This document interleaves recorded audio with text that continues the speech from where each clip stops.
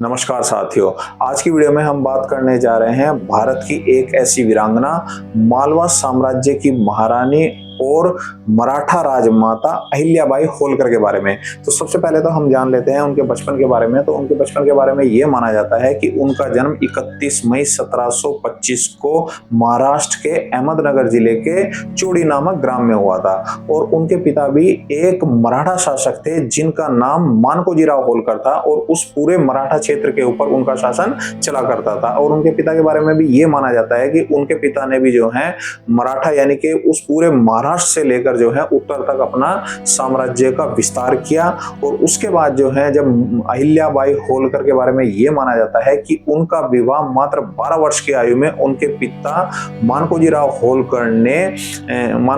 होलकर ने इंदौर के होलकर राजवंश मल्हारराव होलकर के पुत्र खंडेराव होलकर से उनका विवाह हो गया था। उसके बाद अहिल्याबाई होलकर को 2 संतानों की प्राप्ति हुई। उनके बेटे का नाम मालेराव होलकर था और एक उनकी बेटी भी थी। और अब हम उनकी उपलब्धियों के बारे में बात कर लेते हैं कि उनका नाम जो है वो भारत के इतिहास में बड़े ही स्वर्ण कालों में अहिल्याबाई होलकर का जी का नाम माना जाता है। तो उनके बारे में ये कहा जाता है कि वो भारत की एक ऐसी एकमात्र महारानी थी जिनका राजकाज से ज्यादा जो है वो धार्मिक कार्यों में उनका मन लगा करता था। और उनके बारे में ये भी माना जाता है कि उन्होंने लगभग 65 से लेकर 70 मंदिरों का पूरे भारत में जो है निर्माण कराया। और ये भी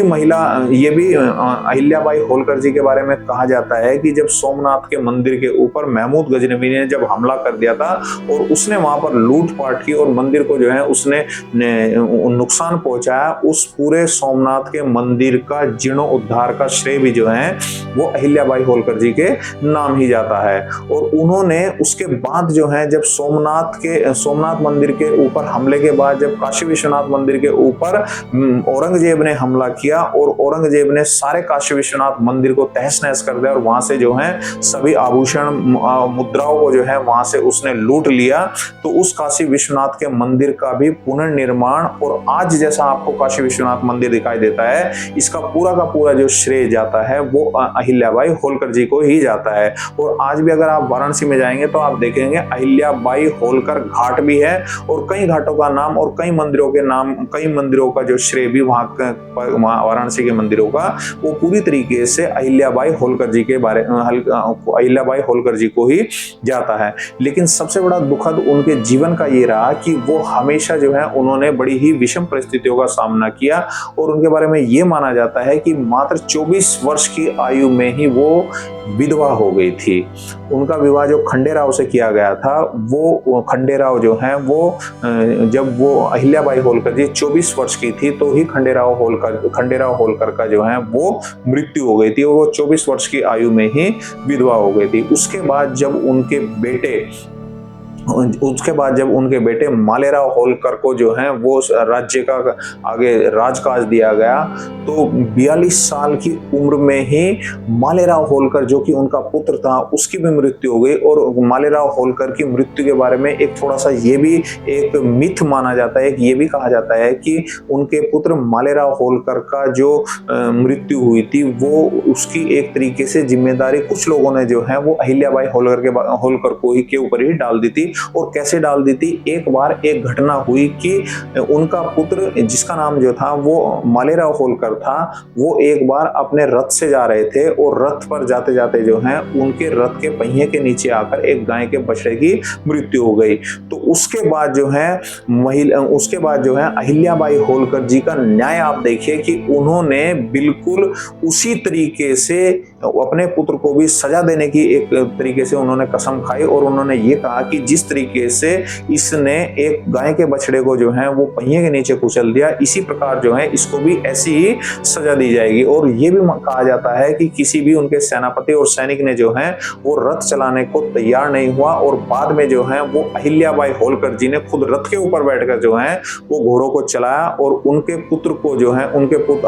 को जो है उन्होंने उस पहिए से कुचलने की कोशिश कोशिश की और उसके बाद ये माना जाता है, कुछ लोग कहते हैं कि उस पहिए से कुचलने से ही उनके पुत्र मालेराव होलकर की मृत्यु हो गई थी, लेकिन कुछ लोग ये मानते हैं कि प्राकृतिक रूप से ही मालेराव होलकर की मृत्यु हुई थी। और ये सब दुखांत जो है वो उनके साथ रहा और सारा जीवन उनका जो है इन्हीं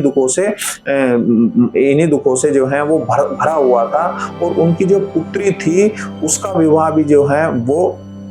उसका विवाह हो गया था। और उसके बाद जो है उनकी जब वो 42 साल की थी तो उनके जो दामाद थे यशवंतराव होलकर जो थे उनका भी देहांत मात्र 42 साल की जब अहिल्याबाई होलकर की उम्र थी तो उनके दामाद का भी मृत्यु हो गई थी, निधन हो गया था। और उनकी जो पुत्री थी उसको सती होना पड़ा था और उसने जो है आग में बैठकर जो है अपने आप को ही बिल्कुल एक तरीके से निछावर कर दिया था और सती हो गई थी उनकी पुत्री भी। उसके बाद वो धीरे धीरे जो है उन्होंने भारत में मंदिरों का निर्माण करना शुरू करा और जितने भी ये भारत में माना जाता है कि लगभग 65 से 70 मंदिरों का निर्माण जो है सिर्फ अहिल्याबाई होलकर जी के द्वारा कराया गया था। और ये जो काशी विश्वनाथ का मंदिर है और सोमनाथ का जो मंदिर है इसका श्रेय भी उनको ही दिया जाता है। और आज हम जिन अवस्थाओं में भारत के मंदिरों का जीर्णोद्धार देख रहे हैं उनका सबसे बड़ा जो श्रेय है वो अहिल्याबाई होलकर जी के को ही दिया जाता है। उनके एक सेनापति थे जिनका नाम था तुकोजीराव होलकर और वो तुकोजीराव होलकर बहुत ही उनके निकट थे। और तुकोजीराव होलकर जो थे वो ही एक ऐसे सेनापति थे जिनको जो है अहिल्याबाई होलकर जी के निधन के बाद जो है पूरे के पूरे इस मालवा साम्राज्य का जो सेनापति बनाया गया था, मालवा साम्राज्य का जो पूरा का पूरा अधिकार दे दिया गया था वो तुकोजीराव होलकर को ही दे दिया गया था और वो उनके बहुत ही करीबी माने जाते थे। और तुकोजीराव होलकर जो कि उनके एक सेनापति थे, कई बार उनसे जो है उनकी बड़ी ही एक तरीके से वो हो जाती थी, उनसे जो है बात नहीं बनती थी। और वो इसलिए नहीं बात बनती थी क्योंकि जो है अहिल्याबाई होलकर जी का लगभग 70% जो ध्यान था वो पूरा का पूरा धार्मिक कार्यक्रमों में रहता था। और तुकोजीराव होलकर जो कि एक सेनापति थे वो इस बात से उनके खिन्न रहते थे कि वो राजवंश के ऊपर यानी कि जो राजकाज है उसके ऊपर उनका ध्यान कम रहता था और धार्मिक कार्यों के ऊपर उनका ध्यान ज्यादा रहता था। इसीलिए जो है तुकोजीराव होलकर ने उनको एक बार ये भी कहा था कि आप धार्मिक कार्यों से ज्यादा जो है राजकाज में जो है वो आप अगर रुचि दिखाएं, हिस्सा ले तो इससे जो है वो होलकर राजवंश जो है बहुत ही बड़े क्षेत्र में भी जो है वो फैल सकता है। लेकिन उन्होंने अहिल्याबाई होलकर जी ने इस बात का उनको जवाब दिया था कि मेरा जो एक तरीके से मेरी एक जो मानसिकता है, मेरी जो एक सोच है वो पूरी तरीके से हिंदुओं के और मंदिरों के कल्याण में और इनके रखरखाव में मेरा सबसे ज्यादा रुचि है और मेरा मन लगता है। लेकिन जब 70 वर्ष की आयु में अहिल्याबाई होलकर जी का निधन हो गया तो उसके बाद जो है इस पूरे इंदौर के होलकर राजवंश की जिम्मेदारी जो है वो तुकोजीराव होलकर के ऊपर ही चली गई। और बाद में जो है ये पूरा का पूरा जो होलकर राजवंश था, जब भारत में अंग्रेज आ गए तो पूरा का पूरा जो होलकर राजवंश था इंदौर का जो एक राज्य के रूप में था उसको जो है अंग्रेजों ने बाद में रियासत उसको डिक्लेयर कर दिया और वो रियासत बन गया और बाद में जो है वो पूरा का पूरा अंग्रेजों के अधीन चला गया। आज भी अगर आप इंदौर में होलकर राजवंश के बारे में आप देखेंगे तो आज भी वहां होलकर राजवंश की वर्तमान में भी एक रानी है जिनका नाम है उषा देवी होलकर और वो ही वर्तमान में जो है वहां की महारानी इंदौर के होलकर राजवंश की महारानी बनी हुई है और वो ही इस पूरे होलकर राजवंश को जो का नेतृत्व कर रही हैं और वो ही वर्तमान में अभी इस समय